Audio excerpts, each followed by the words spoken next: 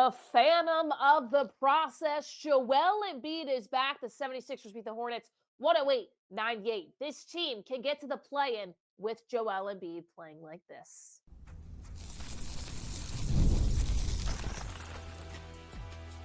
You are Locked On 76ers, your daily Philadelphia 76ers podcast, part of the Locked On Podcast Network, your team every day. What's going on, everybody? I'm your host, Kayla Santiago, for the Locked On 76ers, as this team comes out on top last night with Joel Embiid having a big performance. Before we get to that, we have to tell you about FanDuel. You can start the season with a big return to FanDuel. New customers can place a $5 bet, and you'll get started with $150 in bonus bets if you win your first $5 bet. Visit FanDuel.com to get started. So we have to discuss Joel Embiid's performance. The phantom of the process is back with the mask and all. And of course, the 76ers overall in this game, they sweep the Hornets in the season series. In addition to that, how Paul George still has some scoring woes with Joel Embiid on the floor. We will break that down, and those two's chemistry on and off the court. But let's start with Joel Embiid, because my takeaway is that the 76ers are going to be fine if Joel Embiid can stay healthy, even if he doesn't play in back-to-backs. Now, I'm not saying the 76ers are going to be a top 3 team in the East. That is definitely out of the picture, at least from my point of view. But when you look at it right now, you say, okay, the 76ers advanced to 9-16 on the season. They only have to get to that 10th spot to be able to compete in the play-in tournament and possibly get into the playoffs. So you're looking right now at 2 games behind the Nets that are currently in 10th. The Bulls with 13 wins, the Pacers with 13 as well. They're in 8th and 9th at this moment. So the 76ers, if you're looking at playoff hopes and postseason hopes to keep them alive, they will be in the play-in tournament. From there, I don't really know. They might not be too successful making it out of the second round like it's been year after year. So for this team, let's look at the positive things, though. Joel Embiid comes back, 34 points, 9 assists, 5 rebounds as well, 2 blocks, 2 steals, a plus 18 out there on the court.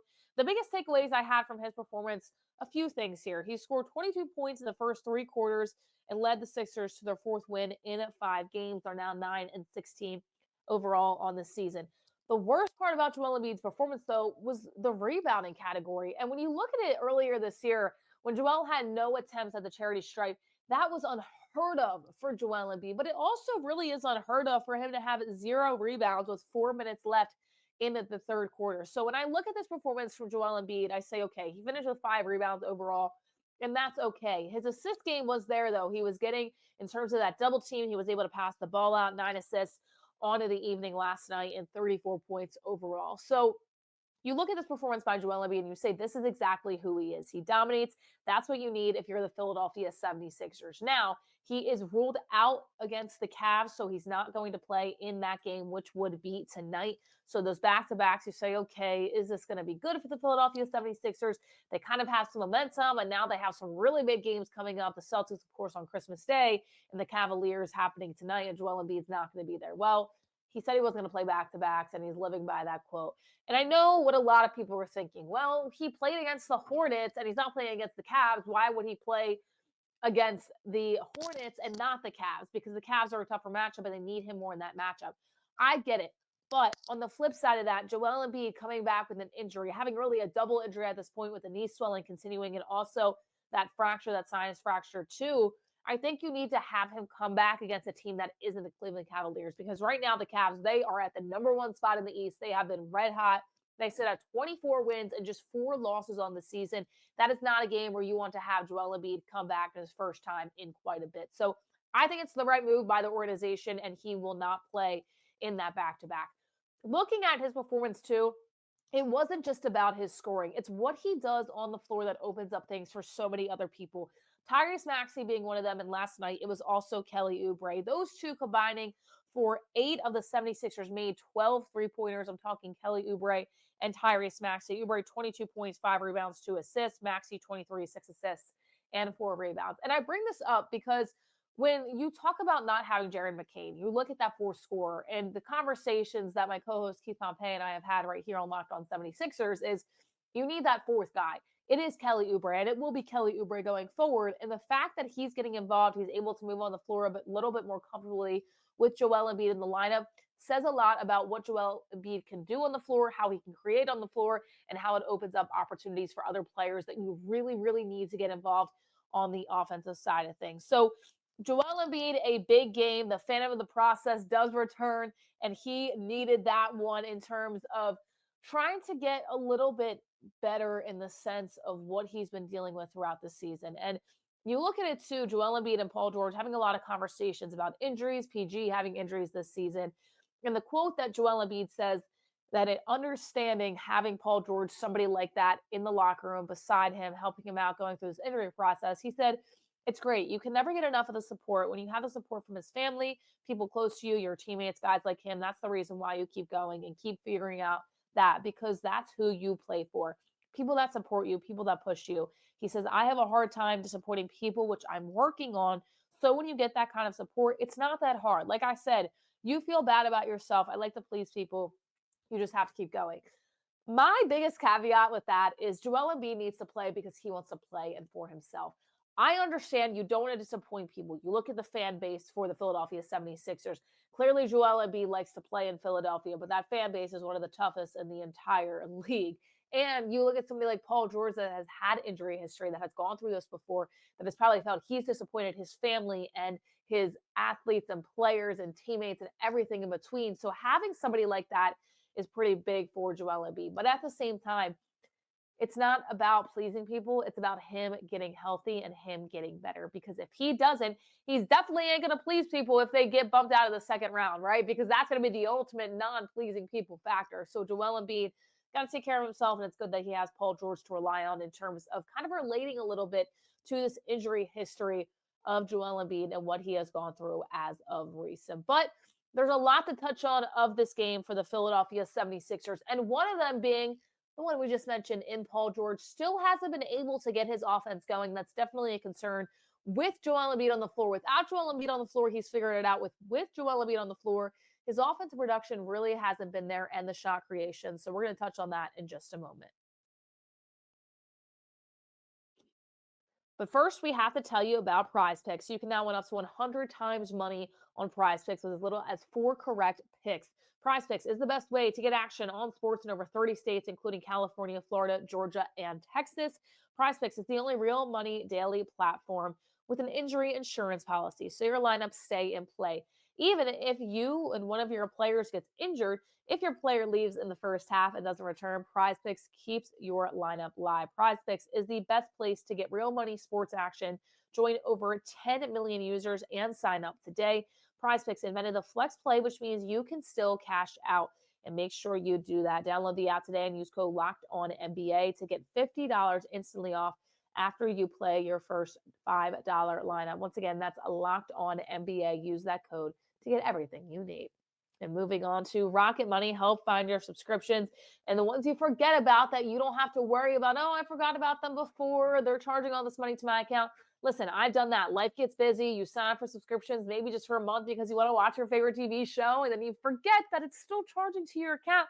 And you're saying, all right, well, there goes my money for rent or my money for groceries or anything in between. So make sure you go check this out. Rocket Money is a personal finance app that helps and cancels your unwanted subscriptions, monitors your spending, and helps lower your bills so you can grow your saving if it brings everything together in one place. Whether it's subscriptions, your spending habits, or even the goals you want to hit this year and maybe your early goals for 2025 as well. Rocket Money has over 5 million users and has saved a total of $500 million in canceled subscriptions, saving members up to $740 a year when using all the app's premium features as well. For me, one of the best features in the subscriptions tracker, it has to be that I've used it to cancel services I wasn't using anymore, and I've already saved a ton. Plus, with their goals feature as well, I've been able to automatically set aside money for my future. No more stressing about budgeting every single month.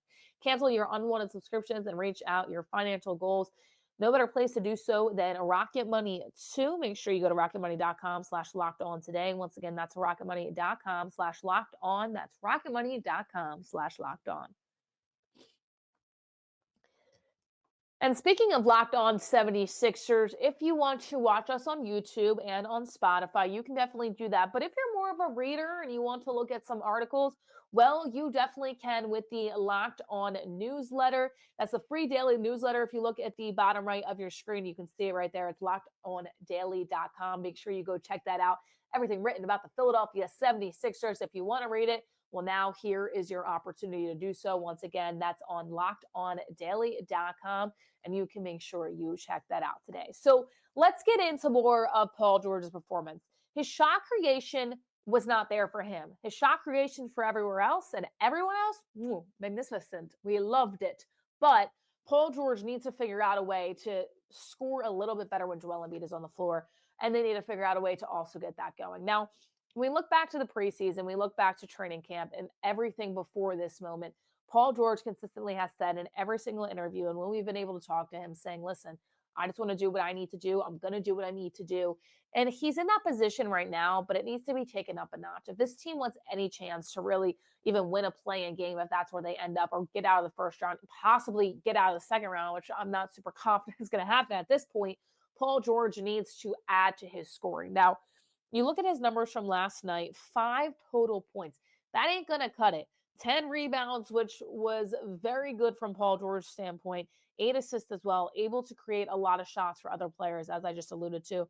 Only took 12 shots from the field, just 7 3-pointers, and no free throws in 39 minutes. And that's the biggest stat I look at right now, because we all talked about when Joel Embiid didn't get to the charity stripe once. Everybody was extremely surprised.